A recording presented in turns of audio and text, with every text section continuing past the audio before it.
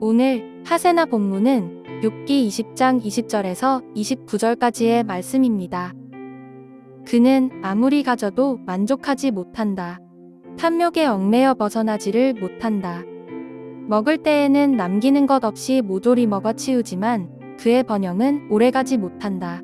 성공하여 하늘 끝까지 이를 때에 그가 재앙을 만나고 온갖 불운이 그에게 밀어닥칠 것이다.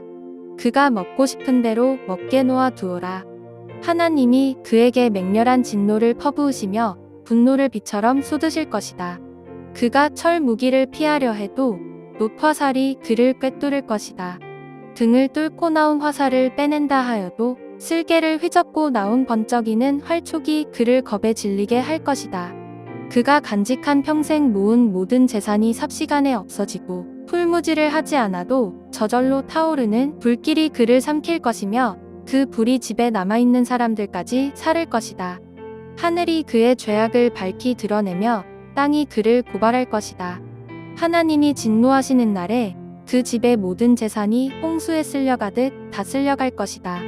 이것이 악한 사람이 하나님께 받을 몫이며 하나님이 그의 것으로 정해주신 유산이 될 것이다.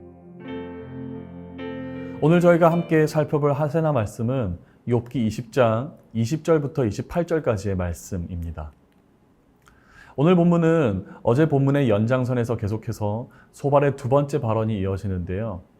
사실상 오늘 본문은 악인이 맞이하게 될 결정적인 최후를 말하므로 악인은 결국 망할 것이다 라는 소발의 결론부라고도 볼 수 있겠습니다.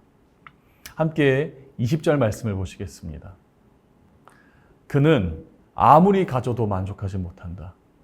탐욕에 얽매여 벗어나지를 못한다. 참 많은 것을 가진 것 같아 보이는데도 전혀 만족이 없고 여전히 허기를 느끼는 사람들이 있는데 그 안에는 세상을 다 집어넣어도 꾸겨 넣어도 절대 충족시키지 못할 끝없는 욕망이 있기 때문입니다. 아무리 먹어도 아무리 채워도 만족이 없는 인생. 근데 이게 단지 세상 사람들만의 이야기가 아닌 신앙을 가지고 있다고 하는 우리 안에도 충분히 자리 잡을 수 있는 모습이라는 것입니다. 그래서 21절과 21절 말씀은 이렇게 말씀하고 있습니다. 먹을 때에는 남기는 것 없이 모조리 먹어 치우지만 그의 번영은 오래가지 못한다. 성공하여 하늘 끝까지 이를 때에 그가 재앙을 만나고 온갖 불운이 그에게 밀어닥칠 것이다. 여기서 소발이 강조하는 포인트가 있다면 겉으로 보기엔 모든 걸 가진 자처럼 보일지라도 욕망에 사로잡힌 자는 그 성공의 정점에 설 때 반드시 찾아오는 재앙이 있다는 것입니다.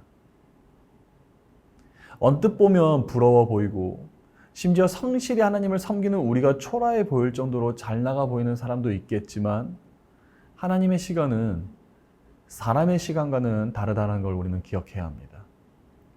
하나님의 정의는 하나님의 방식대로 하나님의 그 실수가 없으신 완벽한 때에 반드시 드러나는 것이기 때문입니다.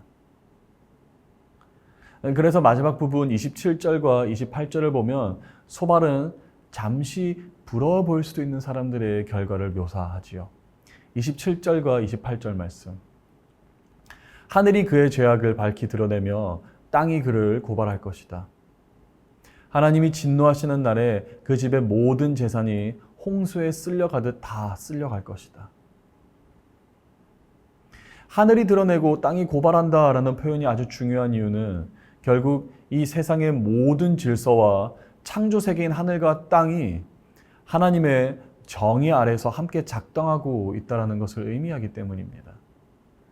이건 하나님이 단지 사람들만 보시고 심판하신다라는 말이 아니라 창조 세계 자체가 하나님의 뜻을 거스르는 삶에 대해 반드시 응답하게 될 것이다라는 메시지를 남기고 있기 때문입니다.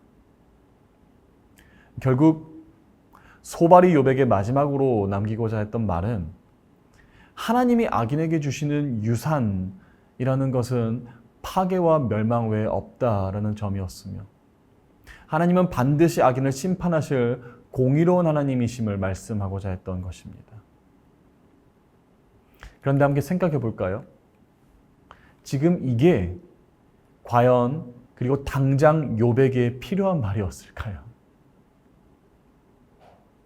욥은 그 어떤 악도 행하지 않았고 하나님 앞에서 오히려 정직하고 흠 없는 사람으로 마귀 앞에서 하나님이 욥을 자랑하실 정도였습니다. 그런데도 소발은 욥이 겪는 고난의 아주 작은 한 부분만을 보곤 그가 악인임을 단정지어 버리고 만 것입니다. 심판과 재판은 하나님의 영역임에도 오직 하나님만이 하셔야 할 일을 사람이 대신 하려 할 때 결국 생기게 되는 비극이라는 것입니다. 사랑하는 여러분, 하나님의 심판은 반드시 이루어집니다. 하나님은 한없이 완벽하시며 우리의 공의로운 재판장이 되시기 때문입니다. 그러나 그 심판을 내가 대신 말하고 내가 대신 행하려 할 때 그것은 더 이상 하나님의 올바른 정의가 아니라 폭력이 되어버리고 말 것입니다. 오늘 우리는 누군가의 고난을 그저 내 기준으로만 해석하고 있지는 않습니까? 하나님의 자리에 내가 앉아서 나의 말이 마치 하나님의 말씀인 듯 마냥 말하면서 그 한 사람을 정죄하고 심판하고 있지는 않습니까? 사랑하는 높은 뜻 푸른 교회 성도 여러분, 하나님의 정의가 우리 안에서 사랑으로 완성되어지기를 주님의 이름으로 축복합니다.